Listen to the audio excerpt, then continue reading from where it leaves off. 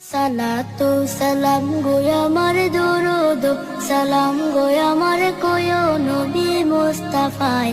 তোমরা যদি যাও গো মদিনায়, তোমরা যদি যাও গো মদিনায়, মদিনা শরীফের মাটি আমার চোখে মুখে বুকে মাখিও।